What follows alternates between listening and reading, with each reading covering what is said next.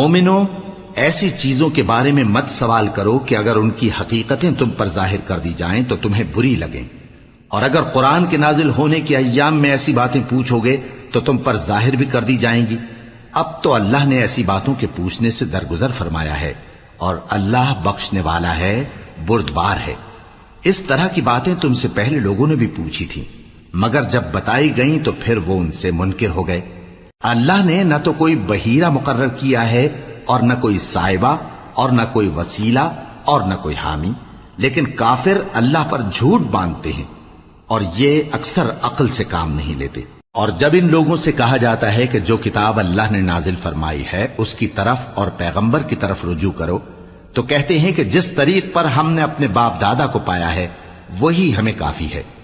بھلا اگر ان کے باپ دادا نہ تو کچھ جانتے ہوں اور نہ سیدھے رستے پر ہوں تب بھی؟ اے ایمان والو، اپنے آپ کو سنبھالے رہو، جب تم ہدایت پر ہو تو کوئی گمراہ تمہارا کچھ بگاڑ نہیں سکتا۔ تم سب کو اللہ کی طرف لوٹ کر جانا ہے، اس وقت وہ تم کو تمہارے سب کاموں سے جو دنیا میں کیے تھے آگاہ کرے گا اور ان کا بدلہ دے گا۔ مومنو، جب تم میں سے کسی کی موت آ موجود ہو تو شہادت کا نصاب یہ ہے کہ وصیت کے وقت تم مسلمانوں میں سے 2 مرد عادل یعنی صاحب اعتبار گواہ ہوں، یا اگر مسلمان نہ ملیں اور تم سفر کر رہے ہو اور اس وقت تم پر موت کی مصیبت واقع ہو تو کسی دوسرے مذہب کے 2 شخصوں کو گواہ کر لو۔ اگر تم کو ان گواہوں کی نسبت کچھ شک ہو تو ان کو عصر کی نماز کے بعد کھڑا کرو، اور دونوں اللہ کی قسمیں کھائیں کہ ہم شہادت کا کچھ عوض نہیں لیں گے، گو ہمارا رشتہ دار ہی ہو، اور نہ ہم اللہ کی شہادت کو چھپائیں گے۔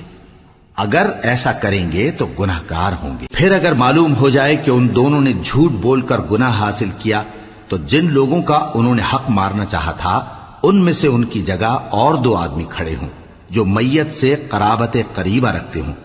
پھر وہ اللہ کی قسمیں کھائیں کہ ہماری شہادت ان کی شہادت سے زیادہ سچی ہے اور ہم نے کوئی زیادتی نہیں کی۔ ایسا کیا ہو تو ہم بے انصاف ہیں۔ اس طریق سے بہت قریب ہے کہ یہ لوگ صحیح شہادت دیں، یا اس بات سے خوف کریں کہ ہماری قسمیں بھی ان کی قسموں کے بعد رد کر دی جائیں گی۔ اور اللہ سے ڈرو اور اس کے احکام کو توجہ سے سنو، اور اللہ نافرمان لوگوں کو ہدایت نہیں دیتا۔ وہ دن یاد رکھنے کے لائق ہے جس دن اللہ پیغمبروں کو جمع کرے گا، پھر ان سے پوچھے گا کہ تمہیں کیا جواب ملا تھا۔ وہ عرض کریں گے کہ ہمیں کچھ معلوم نہیں، تو ہی غیب کی باتوں سے واقف ہے۔ جب اللہ عیسیٰ سے فرمائے گا کہ اے عیسیٰ ابن مریم، میرے ان احسانوں کو یاد کرو جو میں نے تم پر اور تمہاری والدہ پر کیے، جب میں نے روح القدس یعنی جبرائیل